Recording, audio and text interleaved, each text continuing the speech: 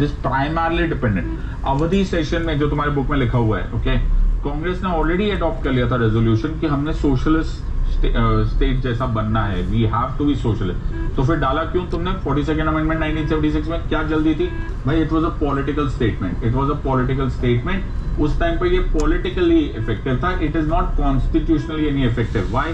Because as it is preamble non justiciable है, जो हम लास्ट में करेंगे। ओके, सो प्लीज रिमेंबर, हमारा क्या है सोशलिज्म? हमारी है डेमोक्रेटिक सोशलिज्म। ये लिख लेना, ओके, ये काम आता है।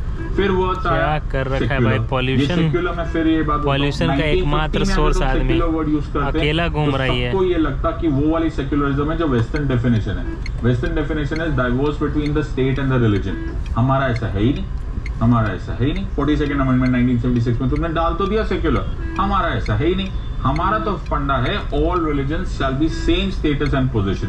ओके, ये आर्टिकल 25 to 28 हमने फंडामेंटल राइट्स में ऑलरेडी डाला हुआ है। तो I hope you are understanding. हमारी डेफिनेशन ऑफ सेक्युलरिज्म है ही नहीं, हम तो सर्वधर्म संभाव में, right? So this is not an issue. जब हम लोग को ये बात समझ में आ जाएगी।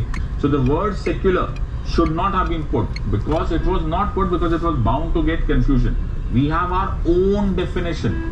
Okay, we have our own definition of secularism, and therefore there is no reason why we should have put it in the preamble, but we did put. तो फिर से क्वेश्चन आएगा कि what is the constitutional significance of putting secular? Baba, there is no constitutional significance of putting the word secular. Constitutional significance तो था ही नहीं. It was non-justiciable.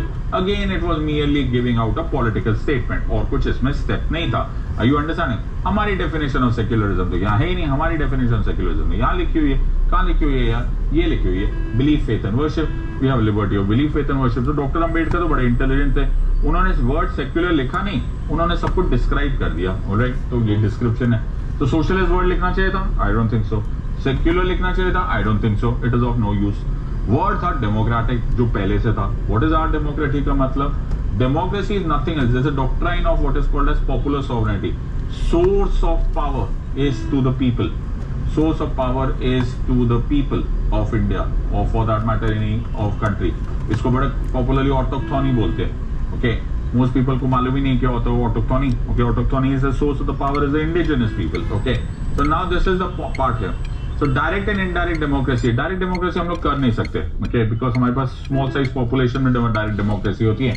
हमारी indirect democracy हमने इलेक्टेड रूलर्स को दे दिया है.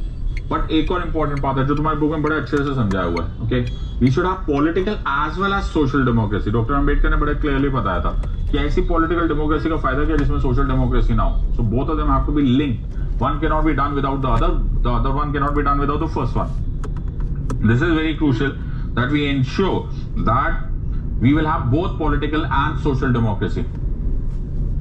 डेमोक्रेसी में बड़े मेजर कॉन्सेप्ट है.